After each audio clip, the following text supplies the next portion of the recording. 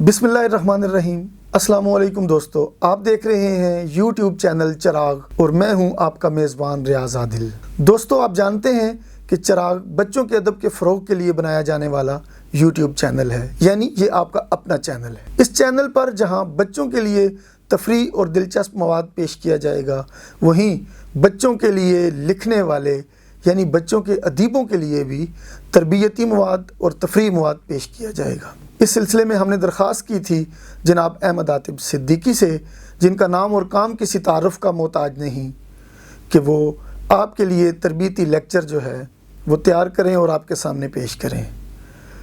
ये जो लेक्चर्स की सीरीज़ है, आज आप देख रहे हैं इस सिलसिले का 7वां हिस्सा। अब लिखने से पहले किन किन तैयारियों की ज़रूरत होती है उसकी तरफ भी कुछ इशारे कर देता हूँ कि बच्चों के लिए लिखने का आगाज़ करने से क़ब्ल आपको ये तय करना होगा कि आप किस उम्र के बच्चों के लिए या कितनी तालीमी इस्तेदाद रखने वाले बच्चों के लिए अदब तख्लीक़ करना चाहते हैं। बच्चों को बलिहाज उम्र या बलिहाज तालीमी इस्तेदाद 3 बड़े गिरोहों में तकसीम किया जा सकता है। पहला गिरोह वो बच्चे जिन्होंने अभी पढ़ना नहीं सीखा है, लेकिन सुनकर और देखकर नज़्म या कहानी से लुत्फ़अंदोज़ हो सकते हैं। उनका ज़ख़ीरा अल्फाज इंतहाई महदूद होता है। वो बच्चे जिन्होंने पढ़ना सीख लिया है, लेकिन उनका ज़ख़ीरा अल्फाज अब भी महदूद है और उनका मुशाहिदा भी महदूद है, ये दूसरा ग्रुप है। और तीसरा ग्रुप वो बच्चे हैं जो बड़ी जमातों यानी 8वीं 9वीं 10वीं वगैरह में पहुंच गए हैं। इनके ज़ख़ीरा अल्फाज में भी इजाफ़ा हो गया और उनका मेयार फ़हम भी बुलंद हो गया और इन बच्चों का अपना मुशाहिदा भी बाकी 2 बच्चों के यानी 2 गिरोहों से बढ़ गया है, उनके मुकाबले में वसी हो चुका है। तो ये इन 3 गिरोहों में से आप जिस गिरोह के लिए भी अदब तख्लीक़ करने का इरादा करें, तो आपको सबसे पहले उस गिरोह के बच्चों का मेयार फ़हम और उनका ज़ख़ीरा अल्फाज और उनके मुशाहिदे की वुसअत को मद्देनज़र रखना होगा।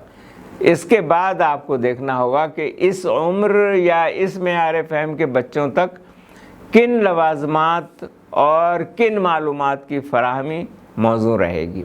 मसलन पहले गिरोह के बच्चों के लिए तैयार की जाने वाली तख्लीक़ात में अल्फाज कम और तस्वीर ज़्यादा होंगी।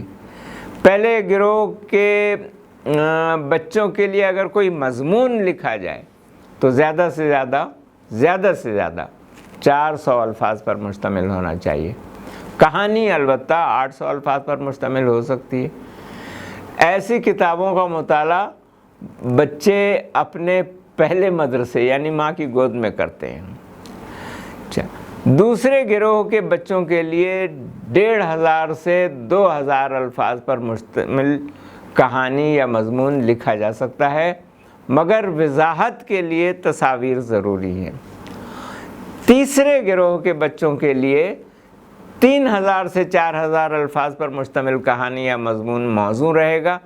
इससे ज़्यादा अल्फाज भी इस्तेमाल किए जा सकते हैं, लेकिन तवालत उकता देने वाली ना हो। इस गिरोह के बच्चों के लिए तस्वीर हस्बे ज़रूरत इस्तेमाल की जा सकती हैं। बच्चों के लिए लिखने का आगाज़ करने से पहले सबसे अहम बात यह है कि जो कुछ आप लिखना चाहते हैं या जिस मौजू पर लिखना चाहते हैं, वो ख़ुद आपके जहन में नहायत वाज़ेह, साफ़ और रोशन हो। बच्चों के लिए पेचीदा और उलझी हुई तहरीरें क़तन गैर मौज़ूं होती हैं। बच्चों के लिए आपके लिखे हुए जुमलों को समझ लेना आसान होना चाहिए। जिस मौजू पर आप लिखना चाहते हैं उस मौजू पर ख़ुद आपकी मालूमात भी मुकम्मल और दुरुस्त होनी चाहिए। बच्चों तक नाक़िस मालूमात, अधूरी या गलत मालूमात की फराहमी आपको उम्र भर के लिए उनका मुजरिम बना देगी। अगर आप बच्चों के लिए कोई मालूमाती मज़मून लिखना चाहते हैं तो मज़मून का आगाज़ موضوع کے بنیادی تعارف سے ہونا چاہیے۔ مضمون کے درمیان میں صرف اتنی تفصیل فراہم کی جائے جتنی تفصیل آپ کے طے کردہ قاری بچے کے فہم اور اس کی تعلیمی استعداد کے مطابق ہو۔ مضمون کے آخر میں وہ مقصد یا وہ خلاصہ پیش کیا جائے جو آپ کے مضمون کا اصل مقصد اور اصل ہدف ہے۔